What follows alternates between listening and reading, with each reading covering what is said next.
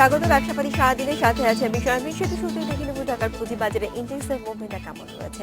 আজ সপ্তাহের তৃতীয় কার্যদিবস আমরা দেখতে পাচ্ছি শুরু থেকেই যদিও একটা নেতিবাচক ধারা, কিন্তু এখনো পর্যন্ত আমরা দেখতে পাচ্ছি ডিএসসি প্রথম সূচকটি 33.75 পয়েন্টের মতো কমে 4,596 পয়েন্টে রয়েছে।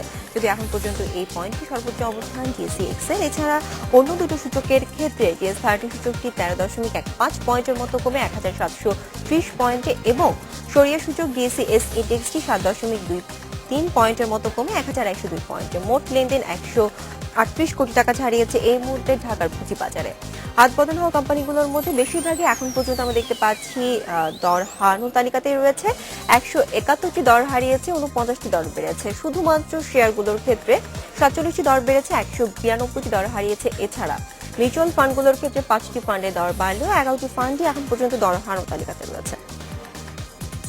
এই ছিল এখনকার মতো সূচক এবং লেনদেনের সার্বিক চিত্র। জানিয়ে রাখি, ব্যবসাপাতি অনুষ্ঠান চলাকালে আপনারা আপনাদের মতামত এবং প্রশ্ন পাঠাতে পারবেন SMS এর মাধ্যমে। আর SMS পাঠাতে BIZO লিখে স্পেস দিন, এরপর আপনার নাম লিখে মতামত এবং প্রশ্ন পাঠিয়ে দিন 16232 নম্বরে যে কোনো মোবাইল অপারেটর থেকে।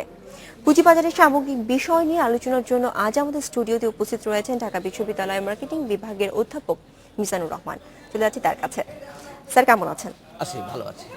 শুরুতেই জানতে চাইবো, আমরা ইন্ডেক্সের মুভমেন্টটা বলছিলাম, বর্তমান বাজার প্রেক্ষাপটে আপনার অবজারভেশন কি আমাদের ইন্ডেক্স এবং ওভারঅল ডিএসসির ট্রেড ভলিউম নিয়ে? যে আমরা গত 2 সপ্তাহ থেকে যদি আমরা একটা টাইম ফ্রেমের মধ্যে যদি দেখি যে মার্কেটের কিছুটা আপস অ্যান্ড ডাউনটা কিন্তু হচ্ছে, একটু বেশি মনে হচ্ছে। তবে একটু ফলিং ট্রেন্ডও কিন্তু আমরা গত 2 সপ্তাহ থেকে দেখছি।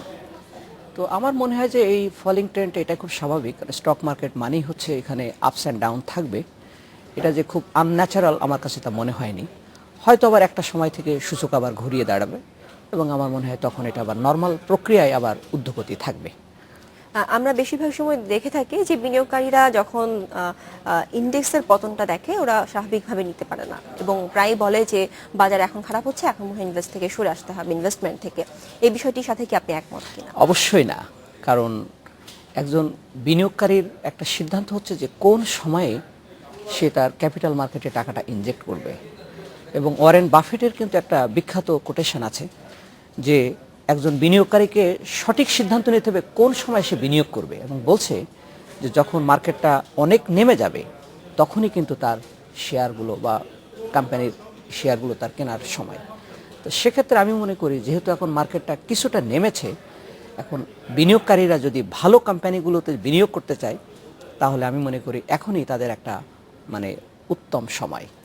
কোম্পানি অ্যানালাইসিসের ক্ষেত্রে আমরা যদি একটু তাকাই তাহলে দেখবেন যে এখন মার্কেট ট্রেন্ড আমরা দেখতে পাচ্ছি স্বল্প মূলধনী কোম্পানিগুলোর পার্টিসিপেশনটা একটু বেশি মনে হচ্ছে। আপনি কি বিষয়টির সাথে একমত কিনা? অবশ্যই আমাদের স্টক মার্কেটে যদি টোটাল অ্যানালিসিস করি আমরা, তাহলে কতগুলো জিনিস আমরা দেখব। একটা হচ্ছে আমাদের যে ক্যাপিটাল মার্কেটে দেখবেন ভালো কোম্পানিগুলোর সংখ্যাটা কিন্তু তুলনামূলকভাবে কম। আবার একই সাথে আমরা দেখব যে কোম্পানিগুলোর মৌলভিত্তি দুর্বল তার ডমিনেন্সটা কিন্তু অনেক বেশি। এবং আরেকটা বিশেষভাবে আমরা লক্ষ্য করেছি যে বিভিন্ন সময়ে যে সমস্ত কোম্পানিগুলো আইপিওতে আসছে সেখানেও কিন্তু আমরা দেখছি তুলনামূলকভাবে উইকার কোম্পানিগুলো কিন্তু এখানে আসছে, ভালো কোম্পানিগুলো কিন্তু আমরা আনতে ব্যর্থ হয়েছি। এবং একটা টেকনিক্যাল অ্যানালিসিস হচ্ছে যে মার্কেটে যখন আমরা দেখব একটু ফলিং ট্রেন্ড হচ্ছে, তখন বিনিয়োগকারীদের একটা বিরাট অংশ তারা করছে কি পেইড আপ ক্যাপিটাল কম এমন তুলনামূলকভাবে দুর্বল কোম্পানিগুলোর তারা শেয়ার বাই করছে বেশি। ফলে দেখা যাচ্ছে এক ধরনের ইমব্যালেন্স একটা অবস্থা হচ্ছে যে কোম্পানিগুলো দুর্বল তখন দেখা যায় তার শেয়ারগুলো অটোমেটিক্যালি বেড়ে যাচ্ছে, আবার ভালো যে কোম্পানিগুলো সেগুলোর কিন্তু প্রাইসটা কিন্তু তখন নেমে যাচ্ছে। এটা কিন্তু এক ধরনের ভালো উদ্যোগ না এবং ভালো সিমটম না। এটা থেকে বোধহয় আমাদের বিনিয়োগকারীদের বেশ সতর্কতা অবলম্বন করা উচিত এবং ওই ফলিং মার্কেটে কোন স্টকে বিনিয়োগ করা দরকার সে ব্যাপারে তাদের সঠিক সিদ্ধান্ত নেওয়া উচিত। সেক্ষেত্রে বিনিয়োগকারীদের কি পিই রেশিওর উপর জোর দেওয়া উচিত? অবশ্যই, কারণ আমাদের এখানে আমরা জানি যখন পি মাল্টিপল অনেক বেশি হবে তখন কিন্তু ওই কোম্পানিগুলোতে বিনিয়োগ করা বেশ রিস্কি। তবে একটা জিনিস বলার বিষয় যে পি রেশিওটাই যে একমাত্র ইন্ডিকেটর তাও কিন্তু না, কারণ অনেক কোম্পানির পি রেশিও বেশি হওয়ার পরেও তার ফান্ডামেন্টালস, তার ম্যানেজমেন্ট এবং তার ফিউচার প্ল্যান এগুলো কিন্তু অনেক ভালো। সেক্ষেত্রে পি রেশিও বেশি হলেই যে খুব খারাপ হবে, নট নেসেসারিলি। তবে ইন জেনারেল আমরা একটা কথা বলতে পারি, পি যদি অনেক বেশি হয় তাহলে রিস্কের মাত্রাটা তো একটু বেশি থাকেই, এবং অনেকগুলো প্যারামিটারের ভিতর পি মাল্টিপলও কিন্তু একটা প্যারামিটার, সেটাও কিন্তু আমাদের একটা রিজনেবল পর্যায়ে আছে। এমন কোম্পানির ক্ষেত্রে বিনিয়োগ করাটা আমি মনে করি সমীচীন হবে। স্যার আরেকটি বিষয় আপনার কাছে নিয়ে আসবো, এই সময় আমরা দেখে থাকি বেশিরভাগ কোম্পানিগুলো ডিভিডেন্ড ডিক্লারেশনস গুলো বেশি হয়। তো সেক্ষেত্রে তুলনামূলকভাবে আমরা গত বছরের সাথে যদি একটু কম্পেয়ার করি তাহলে বাজারের এই সিচুয়েশনটা কিন্তু গত বছর আমরা দেখেছি একটু ভিন্ন ছিল। এই সময় আমরা দেখেছি মার্কেটটা অনেক ভাইব্রেট ছিল, বিশেষ করে ডিভিডেন্ড ডিক্লারেশনস এর কারণেই হয়তো বা এই বিষয়টি, কিন্তু এবার আমরা সেরকম কোনো প্রভাব পর্যবেক্ষণ করতে পারছি না।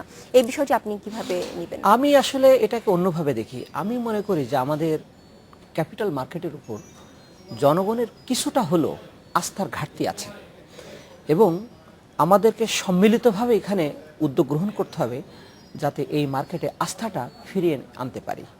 এবং আপনারা জানেন যে আমাদের এই মার্কেটগুলোতে আপনার ইনস্টিটিউশন পার্টিসিপেশন কিন্তু অনেক কম, মানে এটা হয়তো 20 থেকে 30% মতো, যেখানে বাইরে আপনি যদি দেখেন সেখানে 80% 70% হচ্ছে ইনস্টিটিউশনের কন্ট্রিবিউশন।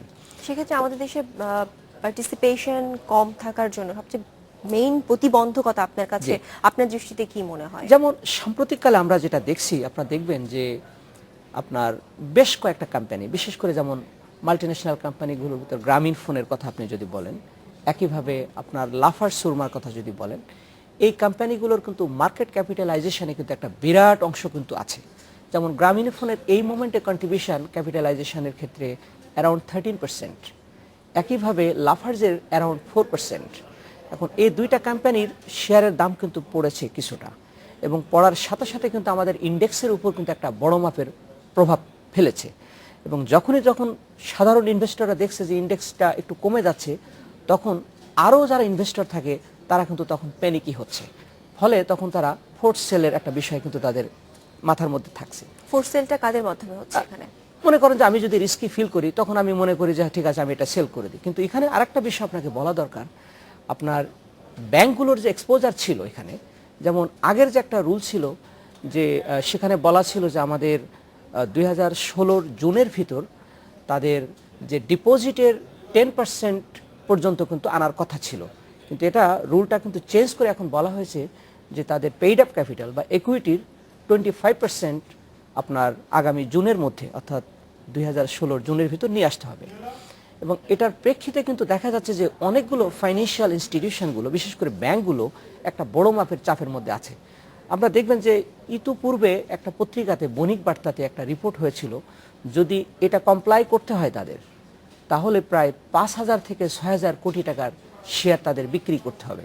তখন কিন্তু এটা আরও কিন্তু নেতিবাচক প্রভাবের একটা সম্ভাবনা থেকে যায়।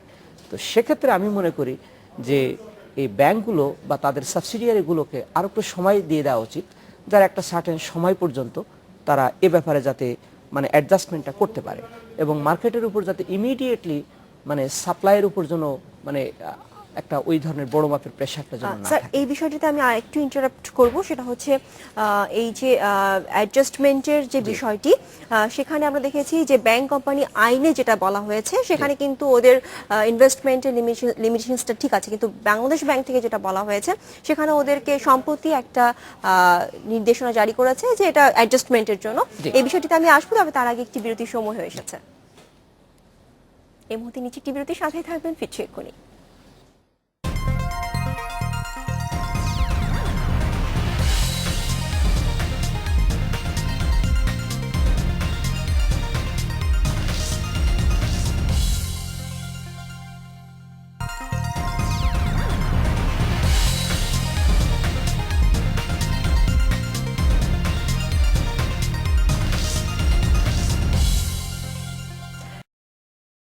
একবার বিরতির পরে সাথে আছি শারমিনের সাথে। বিরতির আগে আমরা আলোচনা করছিলাম ঢাকা বিশ্ববিদ্যালয়ের মার্কেটিং বিভাগের অধ্যাপক মিজানুর রহমানের সাথে। ফিরছি আবার আলোচনায়। স্যার বিরতির আগে আপনি এক্সপোজার লিমিট অ্যাডজাস্টমেন্টের ব্যাপারে কথা বলছিলাম, যেটা জানতে চাচ্ছিলাম যে বাংলাদেশ ব্যাংকের থেকে যে নির্দেশনা জারি করা হয়েছে এবং ব্যাংক কোম্পানি আইনে যেটা আছে সেটা নিয়ে অনেকে কনফিউজড রয়েছে, অনেক ইনস্টিটিউশনাল পার্টিসিপেন্টরা। তবে কমার্শিয়াল ব্যাংকগুলোর রেগুলেটরি বডি হচ্ছে বাংলাদেশ ব্যাংক, এবং সেক্ষেত্রে বাংলাদেশ ব্যাংক থেকে যে নির্দেশনা দেওয়া হবে সর্বশেষ দেওয়া হবে সেটাই তাদের জন্য অব্লিগেটরি এবং এটাই তাদের মেনে চলতে তো হবে। সেক্ষেত্রে আপনার কি মনে হয় এক্ষেত্রে টাইমিং এক্সপেন্ডের বিষয়টি কতটুকু গুরুত্বপূর্ণ? এখন যে বলা হচ্ছে যে 25% হবে তাদের পেইড আপ ক্যাপিটালের এবং এটা 2016 জুনের মধ্যে এটা তাদের কমপ্লাই করতে হবে। তো আমরা যেহেতু বললাম একটু আগেই যে এটা যদি কমপ্লায়েন্স আমাদের করতে হয় ব্যাংকগুলোকে, তাহলে তাদের 5,000 থেকে 6,000 কোটি টাকার শেয়ার তাদের মার্কেটে ছেড়ে দিতে হবে, অর্থাৎ ফোর্স সেল করতে হবে, যেটা মার্কেটের জন্য খুব একটা ভালো দিক বলে আমি মনে করি না। তো সেজন্য আমি মনে করি যে বাংলাদেশ ব্যাংকেরও আমার দিক থেকে অন্তত একটা প্রস্তাবনা থাকবে যে এভাবে যে ব্যাংকগুলোর আর একটু সময় বাড়িয়ে দেওয়া 17 বা 18, যাতে ধাপে ধাপে তারা কমপ্লায়েন্সটা করতে পারে, বাজারের উপর কোনো রকম হঠাৎ চাপ কোনো সৃষ্টি চাপ সৃষ্টি না হয়। আরেকটি বিষয় আপনার কাছে জানতে চাইবো, সেটা হচ্ছে আমাদের ফরেন ইনভেস্টমেন্টের, আমরা যেটা বলি পোর্টফোলিও ইনভেস্টমেন্ট, সেই ইনভেস্টমেন্টের অবস্থান এখন কোন পর্যায়ে রয়েছে এবং অনেক বিনিয়োগকারী চিন্তিত যে যেহেতু কিছুদিন আগে আমাদের দুজন ফরেনার মারা গেছে, তো সেক্ষেত্রে যদি বাহির থেকে কোনো ধাক্কা আমাদের পুঁজিবাজারে আসে, তো সেক্ষেত্রে আমাদের পুঁজিবাজার কতটুকু ঝুঁকিপূর্ণ বলে আপনার মনে হয়? একটা ভালো প্রশ্ন। আসলে আমাদের পোর্টফোলিও ইনভেস্টমেন্ট ফরেনারদের দ্বারা, এটা একটু আগেও বলছিলাম যে 4% থেকে 11%-এর মতো। সুতরাং এখানে ফরেনাররা যদি ব্যাপকভাবে সেলও করে, এটা যে খুব বেশি প্যানিকড হওয়ার বিষয় আমি কিন্তু তা মনে করি না, যেহেতু তাদের কন্ট্রিবিউশন কম। তবে তাদেরকে এখানে উৎসাহিত করা দরকার এবং আমাদের দিক থেকে কিছু উদ্যোগ নেওয়া দরকার, যাতে তারা তাদের পোর্টফোলিও ইনভেস্টমেন্টটা যাতে আরও বাড়ায়, যেটা মার্কেটকে ভাইব্রেন্ট করার ক্ষেত্রে একটা পজিটিভ ভূমিকা পালন করবে। এটা আমার একটা। সেক্ষেত্রে এখন বর্তমানে পোর্টফোলিও ইনভেস্টমেন্ট কোন পর্যায়ে রয়েছে? এখন আমরা বললাম যে এটা যেহেতু ফ্লাকচুয়েট করে ডে টু ডে, তবে একটা হিস্টোরিক্যালি আমরা দেখেছি যে 4% থেকে 11% এর মধ্যেই তাদের বিনিয়োগের মাত্রাটা থাকে। এটা কখনো তো 5%, 6%, 7%। এখন আজকে কি অবস্থায় আছে আমি বলতে পারবো না, তবে এই রেঞ্জের মধ্যেই তাদের অবস্থানটা আছে। আচ্ছা, আমাদের আইপিও মার্কেট নিয়ে আপনার সাজেশন কি এবং এই মুহূর্তে আইপিও মার্কেটের কন্ডিশনটা আপনার কাছে? আমার কাছে এক্সাক্ট সাজেশনটা হচ্ছে যে ভালো কোম্পানিগুলো যাতে আইপিওতে আসে, মাল্টিন্যাশনাল কোম্পানিগুলো যাতে আইপিওতে আসে, সে ব্যাপারে আমাদের রেগুলেটরি বডি সহ সরকারকে উদ্যোগ নিতে হবে। সেক্ষেত্রে তাদের এখনো পর্যন্ত লিস্টেড না হওয়ার প্রতিবন্ধকতা আপনার দৃষ্টিতে কেমন মনে হচ্ছে? কোন কোন বিষয় আপনি? কারণ আমাদের দেশে আপনি দেখবেন যে আমাদের ক্যাপিটাল মার্কেটে যে সমস্ত লিস্টেড কোম্পানি আছে, মাল্টিন্যাশনাল কোম্পানি, তার সংখ্যা নিহাত মারাত্মক রকম কম।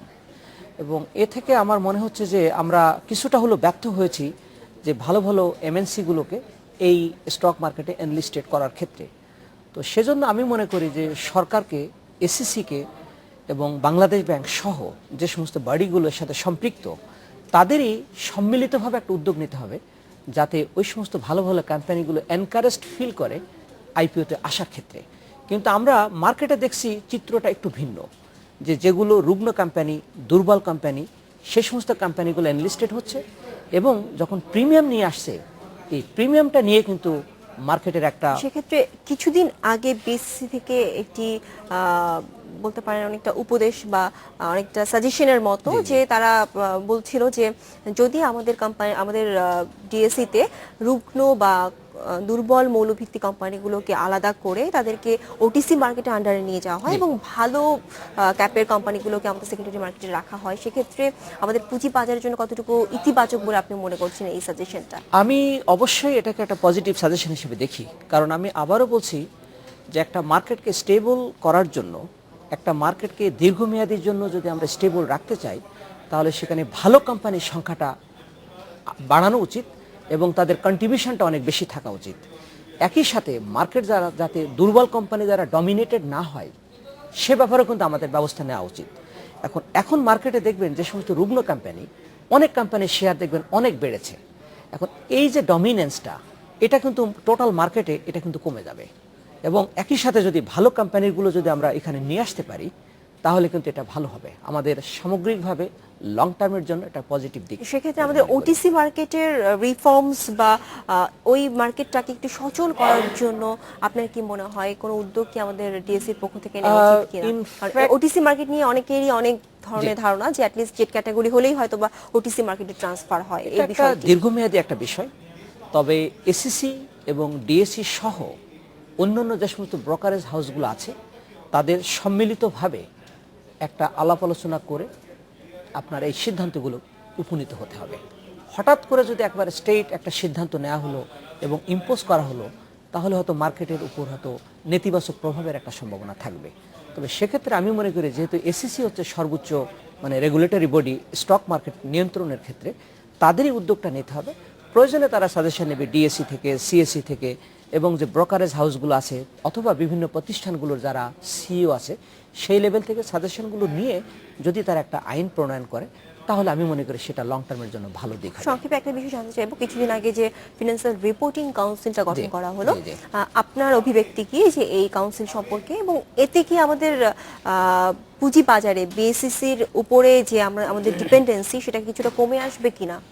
না, আপনার এই কাউন্সিলটা বেসিক্যালি করা হয়েছে যে কোম্পানিগুলো যে তাদের ডিসক্লোজারের ভিতর যে ফেক ইনফরমেশনগুলো দিত, এটা যাতে না দিতে পারে। এবং কর্পোরেট গভর্নেন্সের একটা বড় দিক হচ্ছে যে সঠিক ইনফরমেশনগুলো যেন ডিসক্লোজারে প্রকাশিত হয়। আচ্ছা। তো এই কাউন্সিল যখন তারা কাজ শুরু করবে, এবং একই সাথে যে আইনটা করা হয়েছে ফাইন্যান্সিয়াল রিপোর্টিং অ্যাক্ট 2015, এর অধীনে যে কাউন্সিলটা করা হয়েছে, এরা যখন কার্যক্রমগুলো ঠিকমতো করবে, তখন দেখা যাবে যে কোম্পানিগুলো যে ফেক ইনফরমেশন এবং কোনো রিলায়েবিলিটি নাই অনেক ইনফরমেশন, এই জিনিসগুলো কিন্তু ট্রিমেন্ডাসলি কমবে। এবং যদি এটা সত্যি সত্যি ইমপ্লিমেন্টেশনটাকে আমরা নিশ্চিত করতে পারি, তাহলে কিন্তু ক্ষুদ্র বিনিয়োগকারী যারা মানে ফলস বা ফেক ইনফরমেশনের কারণে বিনিয়োগ করতো, পরে তারা ক্ষতিগ্রস্ত হতো, এটা থেকে অন্তত তারা রেহাই পাবে। এখন আপনার দেখার কাছে- বিষয় হচ্ছে যে কতটুকু সঠিকভাবে তারা কাজটা করতে পারছে। আপনার কাছে বিনিয়োগকারীদের জন্য পরামর্শটা আমি জানতে চাইবো না, জানতে চাইবো যে মার্কেট সম্পর্কে আপনার কোনো সাজেশন যদি যে থাকে। ডেফিনেটলি প্রথম যেটা হলো যে আমাদের মার্কেটে যে ইনস্টিটিউশনের কন্ট্রিবিউশন কম, এই ক্ষেত্রে সরকারকে এসিসি সহ অন্যদেরকেও মানে বড় মাপের একটা ভূমিকা রাখতে হবে, যাতে আমাদের মার্কেটে ইনস্টিটিউশনাল কন্ট্রিবিউশনটা বেশি হয়। একইভাবে বিদেশিরা যাতে আমাদের দেশে বিনিয়োগ করে, সেজন্য তাদেরকে আকৃষ্ট করতে হবে। কিন্তু এটা একটা অনেক বড় বিষয়, কিভাবে আকৃষ্ট করবে এবং কোন যেমন বিষয়টিতে আপনার কাছে মনে হয় যে আমাদের দেশের দুর্বল? সামগ্রিক অবস্থা কেমন, সেটার উপর কিন্তু অনেক কিছু নির্ভর করবে যে বিদেশিরা কতটুকু অ্যাট্রাক্টেড হবে কি হবে না, সেটা একটা বড় মাপের বিষয়। তবে নানা উদ্যোগ নিয়ে কিন্তু তাদেরকে উৎসাহিত করা দরকার, যাতে তারা এখানে বিনিয়োগ করে। একই সাথে আমাদের দেশে যে সমস্ত কোম্পানিগুলো আছে, মাল্টিন্যাশনাল কোম্পানিগুলো, তাদেরও যাতে এখানে এনলিস্টেড করার ব্যাপারে একটা সরকার থেকে বা এসিসি থেকে বা ওই বাংলাদেশ ব্যাংক থেকে কোনো না কোনোভাবে একটা প্রেশার থাকা উচিত যে তারা কেন আমাদের এখানে এনলিস্টেড হবে না। কারণ আপনারা তো জানেন এখানে ট্যাক্সেরও কিন্তু একটা বেনিফিট আছে 10%-এর মতো, তো ডেসপাইট দ্য ফ্যাক্ট তারা আইপিওতে এখানে আসছে না। আর একটা জিনিস আমি বলবো বিনিয়োগকারীদের জন্য এটা উপকার হবে, যে বাইরে দেখবেন যে বিভিন্ন কোম্পানির সিইও তাদের নিয়ে একটা কোয়ার্টারলি একটা কনফারেন্স কল করা হতো, এবং সেখানে যে কোনো লোক সাংবাদিক প্রশ্ন করতে পারতো কোম্পানির বিভিন্ন বিষয়গুলো নিয়ে। আমাদের দেশে কিন্তু এখনো পর্যন্ত এই ধরনের ব্যবস্থা নাই। এবং কোম্পানি হাফ ইয়ারলি বা ইয়ারলিও যদি একটা কনফারেন্স থাকে, ওপেন কনফারেন্স, যে কোনো লোক যে কোনো ধরনের প্রশ্ন জিজ্ঞাসা করতে পারবে, একটা কোম্পানির বিভিন্ন দিক নিয়ে জিজ্ঞাসা করতে পারবে, তাহলে অন্তত বিনিয়োগকারীরা যে অন্ধকারের ভিতর আছে, কোথায় বিনিয়োগ করছে, কোথায় কি লাভ হবে কি হবে না তারা জানতে পারে না, জাস্ট বিনিয়োগ করে যাচ্ছে, এটা কিন্তু মোর ট্রান্সপারেন্ট। স্যার, আপনি একটা গুরুত্বপূর্ণ পয়েন্ট বলেছেন, সেখানে আমরা আসলে এই বিষয়টি নিয়ে বিনিয়োগকারীরা অনেক সময় বলে থাকি যে অ্যাটলিস্ট আমরা ওয়েবসাইটে তাদের যে তথ্যটা পাই, সেখান থেকে যদি আমাদের কোনো কনফিউশন থাকে, আমরা যদি তাদেরকে ফোন করি সেই নির্ধারিত কোম্পানিকে, তারা কিন্তু দেখা যায় যে ফোনভাবে পার্টিসিপেট করে না। এই বিষয়টিতে আপনার কি মনে হয়? কি ধরনের? এটা একটা সময় কম, খুব সংক্ষেপে জানতে চাইবো। এটা একটা ভালো দিক। ইনফ্যাক্ট প্রত্যেকটা কোম্পানিকে ম্যান্ডেটরি করে দেওয়া উচিত যে অন্তত কোয়ার্টারলি তাদের ওয়েবসাইটে যে ইনফরমেশনগুলো আছে সেটাকে আপ টু ডেট করা। অ্যাট দ্য সেম টাইম আরও অনেক ইনফরমেশন ওখানে অ্যাভেলেবল করা, যাতে একজন বিনিয়োগকারী বিনিয়োগের পূর্বে কোম্পানির সকল তথ্যগুলো জেনে অন্তত বুঝতে পারবে যে এই কোম্পানিতে তার বিনিয়োগ করা ঠিক। স্যার, আপনাকে অসংখ্য ধন্যবাদ আমাদের অনুষ্ঠানে সময় দেওয়ার জন্য। আসলে এখানেই শেষ করতে হচ্ছে সময় স্বল্পতার জন্য। আপনাকে অশেষ ধন্যবাদ। আমন্ত্রণ পরে সংবাদের সাথেই থাকবেন।